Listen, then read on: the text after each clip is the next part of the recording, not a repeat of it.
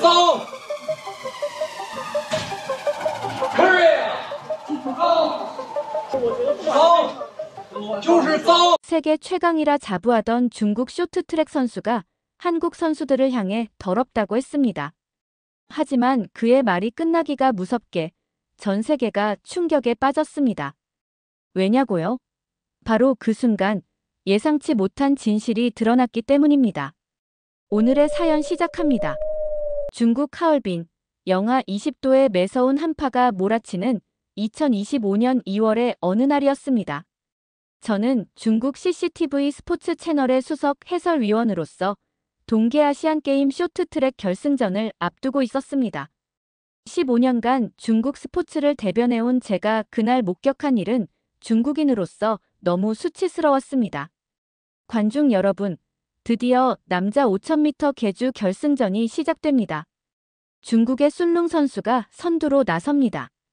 경기장은 중국을 응원하는 함성으로 가득했습니다.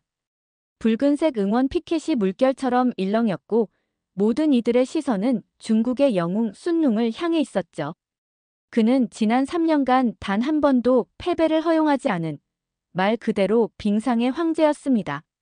하지만 경기 초반부터 이상한 낌새가 보였습니다. 한국 선수들이 보여주는 놀라운 팀워크와 정교한 기술에 중국 선수들의 얼굴에는 당혹감이 역력했습니다. 특히 순룽의 표정이 점점 일그러져 갔습니다. 이건 믿기 힘든 장면입니다. 한국 대표팀이 완벽한 바톤 터치로 선두를 향해 치고 나가고 있습니다. 해설을 하면서도 제 목소리가 떨렸습니다. 이런 경기력은 본 적이 없었거든요. 마치 얼음 위에서 춤을 추듯 우아하면서도 폭풍처럼 거센 스피드. 그것은 기술을 넘어선 예술이었습니다. 경기 종반, 극적인 순간이 찾아왔습니다. 마지막 바톤 터치, 순룽이 전력 질주를 시작했습니다. 그때였습니다. 누구도 예상하지 못한 일이 벌어졌습니다. 잠깐. 이것은 방금 순룽 선수가 자신의 팀 동료를 밀어서 금메달권에 진입시키려 한 것으로 보이는데요. 순간 제 목소리가 떨렸습니다. 15년간의 해설 경험에도 이런 광경은 처음이었습니다. 더욱 충격적인 것은 그 후였습니다.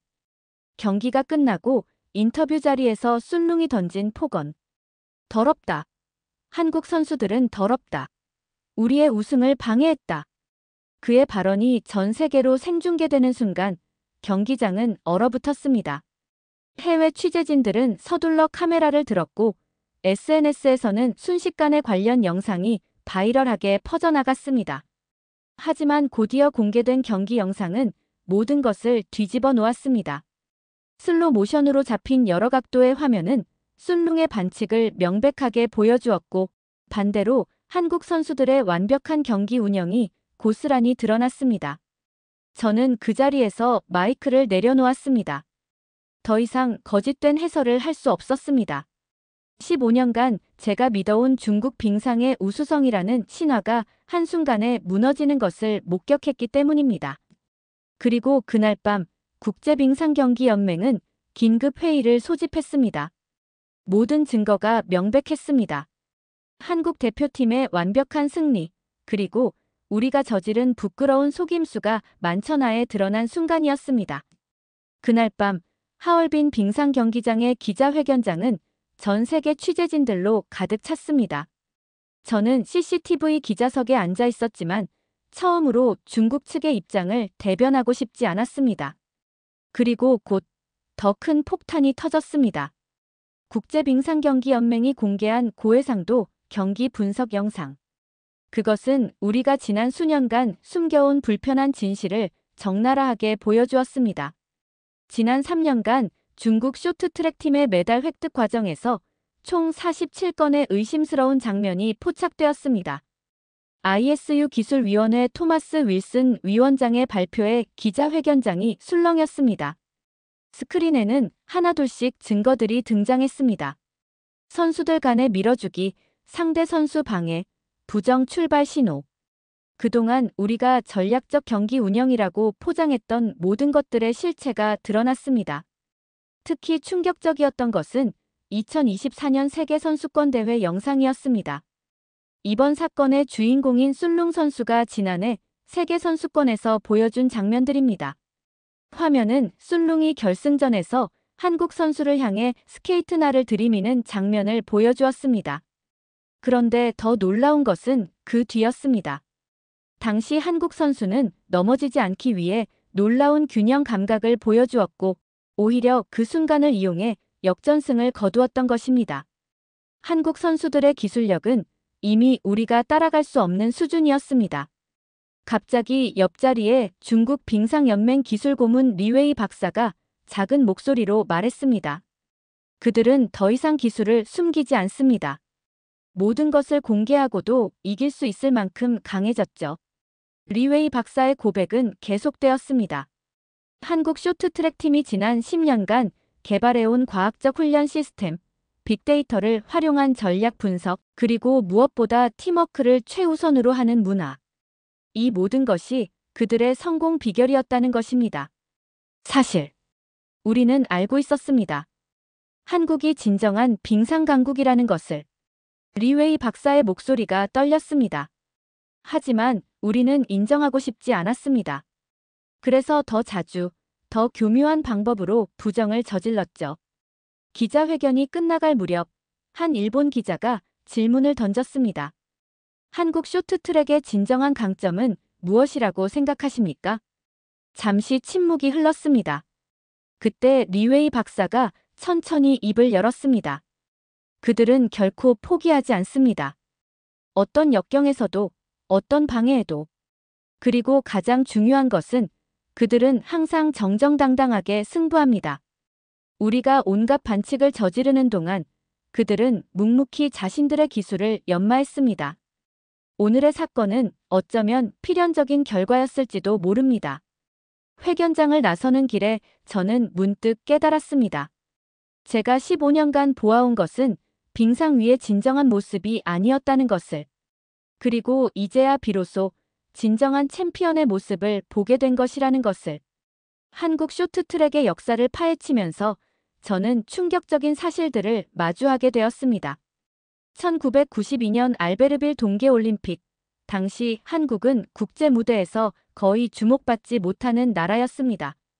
하지만 그들은 그곳에서 세계를 놀라게 했습니다. 밤 11시가 넘어도 불이 꺼지지 않는 태릉 선수촌이 있었습니다. 전 국가대표 코치 김성준 씨의 증언이었습니다. 선수들은 하루 8시간 이상을 얼음 위에서 보냈죠. 다른 나라 선수들이 상상도 못할 훈련량이었습니다. 더욱 놀라운 것은 그들의 훈련 방식이었습니다. 1990년대 초반, 한국은 이미 과학적 훈련 시스템을 도입하고 있었습니다. 코너링 각도를 정밀하게 측정하고 선수들의 근육 발달 상태를 데이터화했습니다. 심지어 스케이트날의 각도까지 선수별로 최적화했다고 합니다. 우리는 늘 부족한 환경 속에서 훈련했습니다. 김 코치의 목소리에는 자부심이 묻어났습니다. 하지만 그것이 오히려 우리를 더 강하게 만들었죠. 실패를 두려워하지 않았고 끊임없이 새로운 기술을 개발했습니다. 2002년 솔트레이크 시티 올림픽에서는 전설적인 장면이 탄생했습니다. 준결승전에서 넘어진 안현수 선수가 마지막 순간 극적인 역전승을 거둔 것입니다. 그 순간은 단순한 승리 이상의 의미를 가졌습니다. 그것은 한국 쇼트트랙의 정신을 보여주는 상징이 되었습니다. 우리는 절대 포기하지 않습니다. 안현수 선수의 인터뷰가 제 마음을 울렸습니다. 넘어져도 일어나고 다시 도전하는 것. 그것이 한국 쇼트트랙의 DNA입니다. 하얼빈 사건 이후 세계의 시선이 한순간에 한국으로 집중됐습니다. 저는 중국 CCTV를 사직한 후 독립 스포츠 저널리스트로서 이 현상을 추적하기 시작했습니다. 그리고 놀라운 사실들을 발견했습니다. 한국의 쇼트트랙은 스포츠를 넘어선 예술의 경지입니다. 그것은 하나의 예술이자 과학입니다.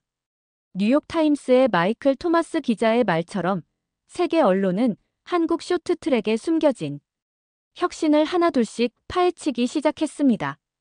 BBC는 3개월간의 제작 기간을 거쳐 특별 다큐멘터리 얼음 위의 혁명을 방영했습니다. 그들이 포착한 한국 선수들의 일상은 충격적이었습니다. 새벽 4시 모든 것은 선수들의 기상과 함께 시작됩니다. 코치진들은 이미 2시간 전부터 각 선수의 컨디션 데이터를 분석하고 있었죠.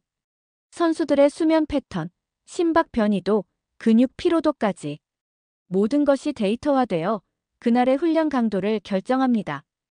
우리는 그들이 이렇게까지 앞서 있으리라고는 상상도 못했습니다. CNN 스포츠 분석가 존 맥케인의 말입니다. 특히 충격적이었던 것은 빙상과학센터였습니다. 이곳에서는 매 순간 선수들의 동작이 0.001초 단위로 분석됩니다. 인공지능이 최적의 코너링 각도를 계산하고 가상현실 VR 시뮬레이터로 다양한 경기 상황을 재현합니다. 한국은 이미 10년 전부터 이런 시스템을 운영해왔다는 게 더 놀랍습니다. IOC 기술위원회 마르틴 베르거의 증언입니다. 우리가 혁신이라고 부르는 것들을 그들은 이미 일상적으로 사용하고 있었죠. 소셜미디어의 반응은 더욱 뜨거웠습니다.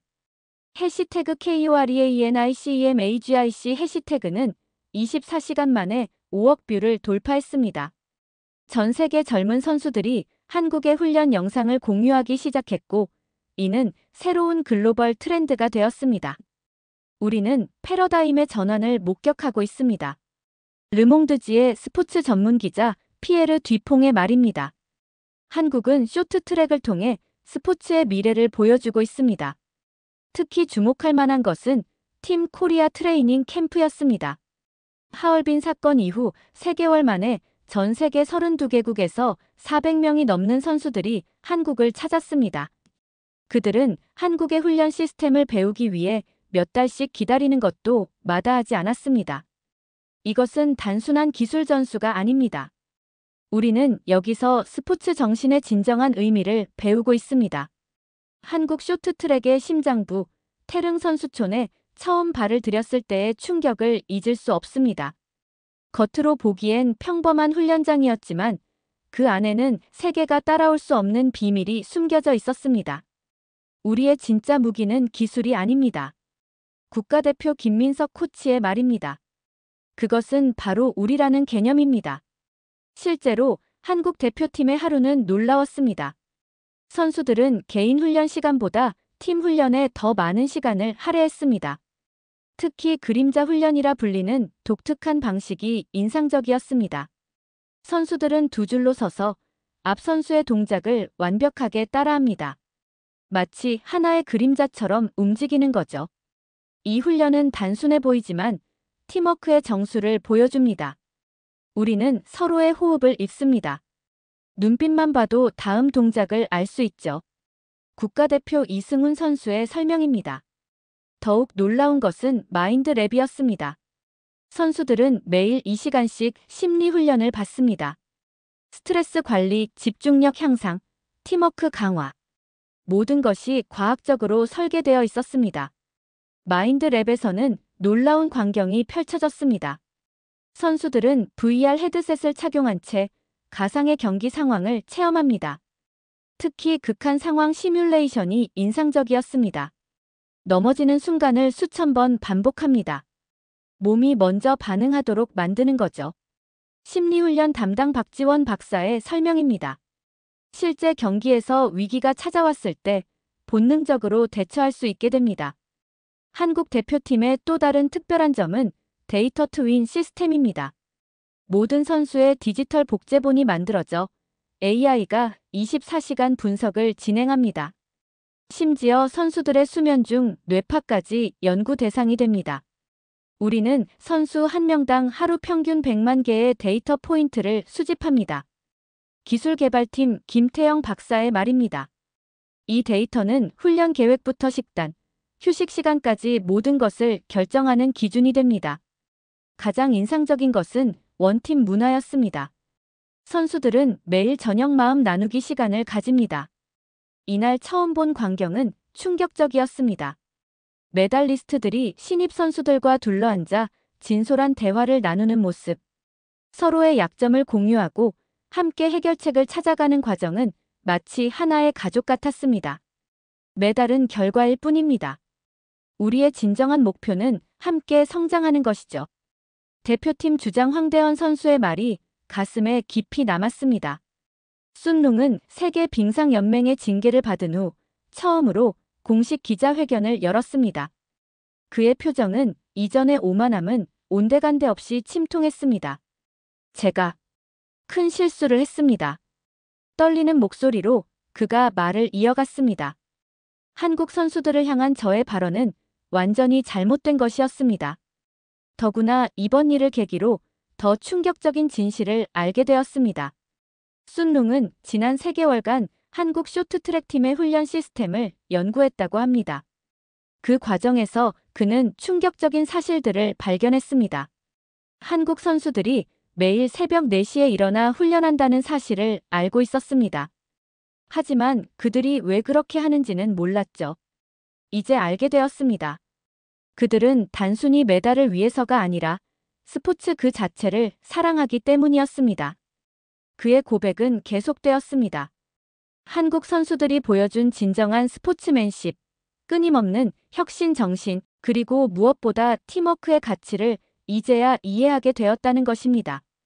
제가 한국 선수촌을 직접 방문했을 때의 일입니다. 순룽의 목소리가 떨렸습니다. 그들의 훈련장은 우리보다 훨씬 낡았습니다. 시설도 부족했죠. 하지만 그곳에는 제가 본 적 없는 것이 있었습니다. 바로 진정성이었습니다. 그는 한국 대표팀의 그림자 훈련을 지켜본 순간을 회상했습니다. 선수들은 서로를 완벽하게 신뢰하며 마치 하나의 몸처럼 움직였습니다. 우리는 늘 개인의 영광을 추구했습니다. 하지만 한국 선수들은 달랐어요. 그들에게는 우리가 먼저였습니다. 특히 충격적이었던 것은 한국 선수들의 훈련 일지였습니다. 그들은 매일 밤 자신의 실수를 기록하고 팀원들과 공유했습니다. 약점을 숨기지 않고 오히려 드러내면서 함께 성장하는 문화였습니다. 이제야 깨달았습니다. 우리가 그토록 두려워했던 것은 한국 선수들의 기술이 아니었습니다. 그것은 바로 그들의 정신이었죠. 최근 진천 선수촌에서 특별한 광경이 목격됐습니다. 하얼빈 사건 이후 많은 해외 선수들이 한국의 훈련 시스템을 배우기 위해 찾아오고 있다고 합니다. 처음에는 그저 호기심이었습니다. 독일 국가대표팀 헤드코치 마르쿠스 슈미트의 말입니다. 하지만 이곳에서 보낸 시간은 제 생각을 완전히 바꿔놓았습니다. 한국 선수들의 훈련은 상상 이상이었습니다. 새벽 4시부터 시작되는 기초 체력 훈련, 과학적인 데이터 분석, 그리고 무엇보다 하나된 마음으로 움직이는 팀워크가 인상적이었습니다. 특히 주목할 만한 것은 그림자 훈련이라 불리는 독특한 방식입니다. 선수들은 마치 하나의 몸처럼 움직이며 서로의 호흡을 맞춥니다. 우리는 이제 이해합니다. 중국 순룽 선수의 최근 인터뷰 중 한 부분입니다. 한국의 진정한 강점은 기술이 아닌 정신에 있었던 거죠. 현재 진천 선수촌은 그 어느 때보다 활기찹니다. 훈련장에서는 각국의 언어가 뒤섞여 들립니다. 미국, 네덜란드, 캐나다. 세계 각국의 선수들이 한국의 비밀을 배우려 모여들었습니다. 우리가 보급형 장비로 세계 최강이 된 비결이 궁금하다고들 하더군요. 김민석 코치의 웃음 띤 얼굴입니다. 하지만 정작 중요한 건 장비가 아닙니다. 우리의 정신, 그게 핵심이죠. 대한빙상경기연맹은 최근 글로벌 아이스 프로젝트를 발표했습니다. 한국의 훈련 노하우를 세계와 공유하는 프로그램입니다. 특히 개발도상국 선수들을 위한 무상 지원도 포함되어 있습니다. 스포츠의 발전은 함께할 때 가능합니다. 최민정 선수의 말입니다. 우리도 과거에는 많은 도움을 받았죠. 이제는 우리가 나눌 차례입니다. 세계 빙상계는 이미 변화하고 있습니다. 과거의 반칙과 편법은 사라지고 서로를 존중하는 문화가 자리 잡고 있습니다. 한국이 보여준 것은 바로 철학입니다. ISU 관계자의 말입니다. 그들은 스포츠의 진정한 가치를 일깨워 주었습니다.